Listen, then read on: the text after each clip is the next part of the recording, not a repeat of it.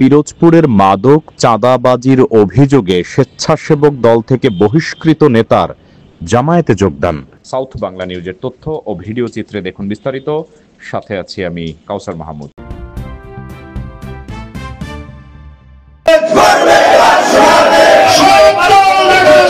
পিরোজপুরে উপজেলা স্বেচ্ছাসেবক দল থেকে স্থায়ীভাবে বহিষ্কৃত এক নেতা জামায়াতে যোগদান করেছেন।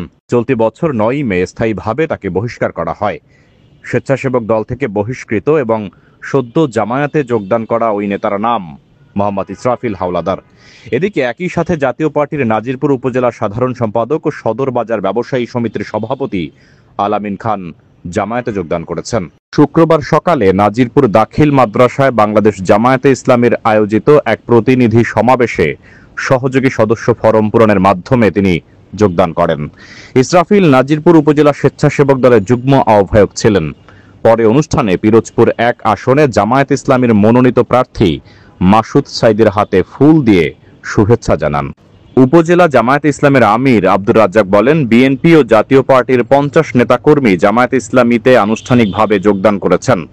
স্বেচ্ছাসেবক দলের সাবেক যুগ্ম আহ্বায়ক ইসরাফিল হাওলাদার বলেন, আমি ছোট থেকে বিএনপি করতাম, দলের জন্য জেল খেটেছি, বিএনপির চাঁদাবাজি বাধা দিতে গিয়ে উল্টো চাঁদাবাজ হয়েছে, তাই চক্রান্তের শিকার হয়ে বহিষ্কৃত হয়েছে।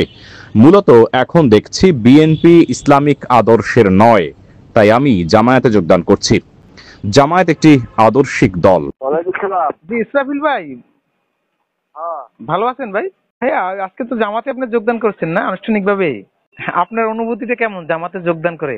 জামাতে যোগদান করে এর জন্য যোগদান করছি, জামাত ইসলামিক মাইন্ড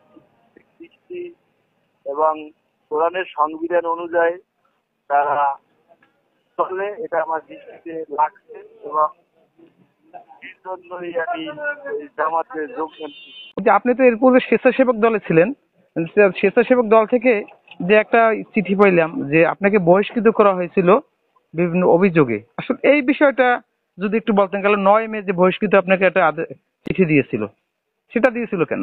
ওটা আমাকে পরিষ্কার করছে এবং তারা আমার নথি ছাড়া পরিষ্কার করছে এবং ওই দিনকে এই ঘটনা হলো ৫ মে। ৯ মে ওটা তো উল্লেখ করা বলছে দলীয় শৃঙ্খলা ভঙ্গের অভিযোগে, সেইটা বলছে, সেটা দেখলাম।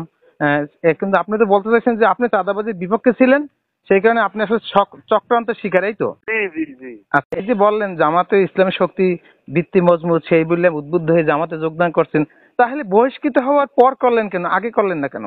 যেহেতু জামাতের যে তাদের রাজনীতি চর্চা, তাদের ইসলামের সংবিধান কোরআনের আইন অনুযায়ী চলে, এইটা দেখুন আপনি বুঝতেই পারছেন, এটা কি বহিষ্কার হওয়ার পর বুঝতে পারছেন?